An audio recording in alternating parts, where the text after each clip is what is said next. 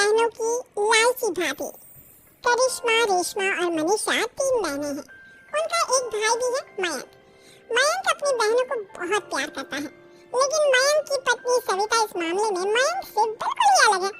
वो अपनी ननदों का जितना बुरा कर सकती है उतना बुरा करती ही रहती है और अपनी ननदों पर हुक्म भी चलाती है। करिश्मा, करिश्मा, तुमने अभी तक नाश्ता नहीं बनाया? तुम्हारे भैया को ऑफिस जाने में देर हो रही है। हाँ भाभी, बस अभी बनाती हूँ। करिश्मा, तुम ये ढीलापन छोड़ दो। कल को पराये घर जाना है। वहाँ अगर तुम इस तरह से काम करोगी तो लोग क्या कहेंगे कि माँ ने और भाभी ने कुछ सिखाया नहीं। और तुम्हारी दोनों बहनें कहाँ हैं? रेशमा मार्केट गई है और मनीषा सो रही है। क्या?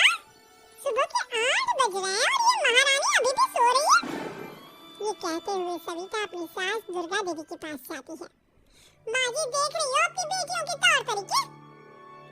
क्या हुआ बहू? सुबह सुबह क्या कर दिया मेरी बेटियों ने? अरे एक तो अभी उठकर किचन में गई है, दूसरी सुबह सुबह बाहर चली गई और तीसरी अभी तक सो रही है। क्या कहूँ मैं इन तीनों का? मैं तो परेशान हो गई हूँ। जाकर उठा उसे, रेशमा से मैं बात करती हूँ। सविता सीधा मनीषा के कमरे में जाती है और उससे कहती है, महारानी जल्दी उठो, सूरज सर पर आ गया है। भाभी थोड़ी देर और सोने दो ना, मैं रात को लेट सोई थी। वो क्या ना यूनिट टेस्ट चल रहा है। शराफत से उठती है या नहीं, या फिर पानी की भरी बाल्टी डालूं तेरे ऊपर? नहीं भाभी, मुझे बिस्तर में नहीं नहाना, उठती हूँ मैं। मनीषा जल्दी से उठकर बाथरूम में चली जाती है। सभी आराम से बैठकर नाश्ता कर रहे होते कि तभी रेशमा बाजार से हाथ में सामान लिए आ जाती है। रेशमा को देखते ही सविता उस पर बरस पड़ती है। लो, आ गई महारानी। ऐसा भी क्या सामान लाना था जो सुबह आंख मलते ही बाजार की तरफ रवाना हो गई? भाभी, कल आप ही तो चीख रही थी कि घर का सारा सामान मुझे ही लाना पड़ता है, घर में किसी को भी किसी काम से कोई लेना देना नहीं है। अब मैं बाजार जाकर सामान ले आई तो आपको इस बात से भी तकलीफ हो रही है? देख रही हो माँ जी, अपनी बेटी की जुबान क्या सभी तेज चलती है। और मैं आप तो कुछ कहेंगे नहीं अपनी लाडली बहन को। रेशमा, अपनी भाभी से ऐसे बात नहीं करते। चलो माफी मांगो। भैया, मैं क्यों माफी मांगू? अब भाभी से बोलिए ना कि हम पर कम हुक्म चलाया करें। हम इस घर की बेटियां हैं और आपकी पत्नी की ननद है, नौकरानी नहीं। लो कर लो बात। इनकी भलाई के लिए कुछ भी बोलो तो इन्हें बुरा लग जाता है। इस घर में यही इज्जत है मेरी। देख लो माँ जी, आपकी बेटी किस लहजे में मुझसे बात कर रही है। सविता वहाँ से चली जाती है। मयंक को बहुत गुस्सा आता है, वो भी वहाँ से चला जाता है। फिर करिश्मा रेशमा को समझाती है, रेशमा, तुम्हें भाभी से माफी मांग लेनी चाहिए थी ना। लेकिन दीदी, मैंने कुछ किया ही नहीं, तो मैं माफी क्यों मांगू? हाँ रेशमा दीदी, रेशमा दीदी जैसे ही घर में आई भाभी ही उन पर चिल्ला रही थी। हाँ, मैं मानती हूँ कि गलती भाभी की थी। मैं तो इसलिए बोल रही हूँ कि भाभी ने माँ को तो पूरी तरह अपने वश में कर लिया है। वो हमारी बात सुनती ही नहीं। मयंक भैया हमारे लिए हमेशा खड़े रहते हैं, इसलिए उनकी बात का मान तो तुम्हें रखना चाहिए था ना। कोई फायदा नहीं दीदी, कुछ दिनों की बात और है, भाभी उन्हें भी हमारे खिलाफ भड़का देंगी। फिर वो भी माँ की तरह हमारी किसी बात का विश्वास नहीं करेंगे। इसी तरह सविता अपनी तीनों ननदों को किसी न किसी बात पर परेशान करती रहती थी। एक दिन मयंक अपनी तीनों बहनों के लिए गिफ्ट लाया। क्या रेशमा, ये तुम्हारे लिए हार का सेट। रेशमा, तुम्हारे लिए सुंदर सी ड्रेस। और मनीषा, तुम्हें किताबें पसंद है ना, तुम्हारे लिए किताबें लाया हूँ। थैंक यू भैया, थैंक यू भैया, थैंक यू भैया।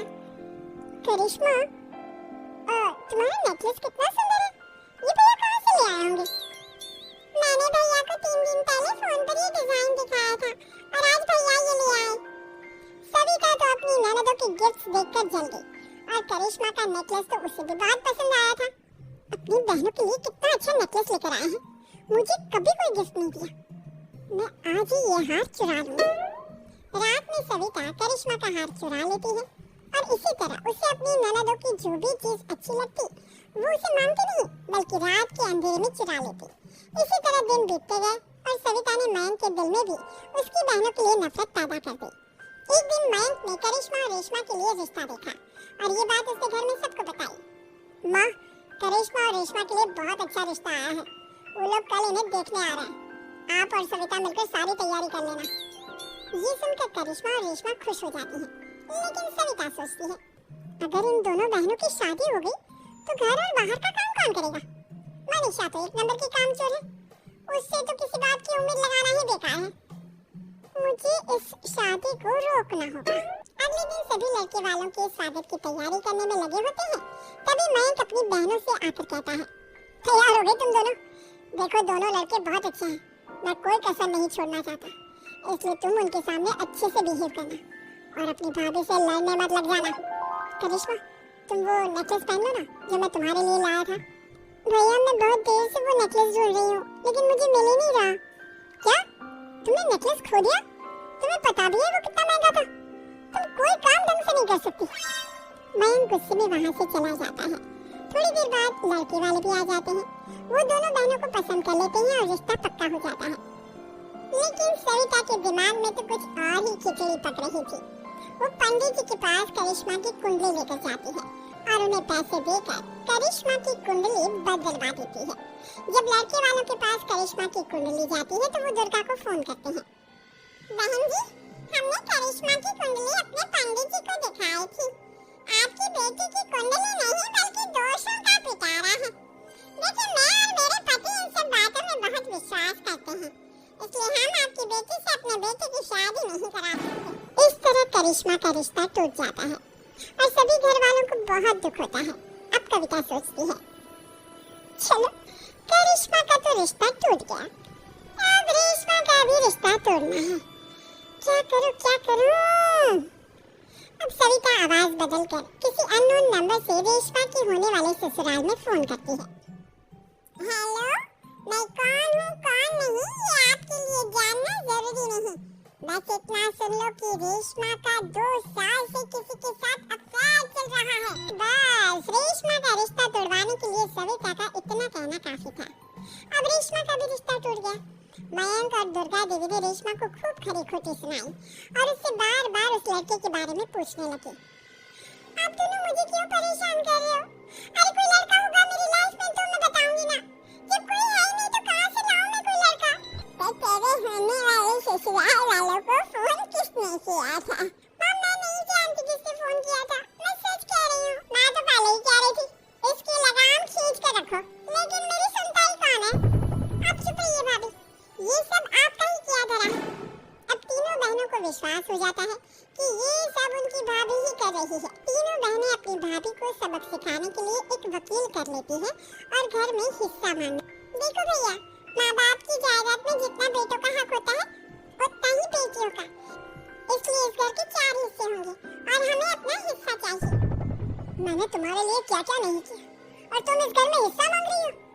भैया आप और माँ हम बहनों की कोई बात नहीं सुनते हो और भाभी हमारी शादी नहीं होने देगी क्योंकि उन्हें लगता है कि आप हमारी शादी में ज्यादा पैसा लगाओगे और उन्हें हम जैसी फ्री की नौकरानी कहाँ मिलेगी। तो हम भाभी के साथ तो रह नहीं सकते, हम बहनों को अपना हिस्सा चाहिए।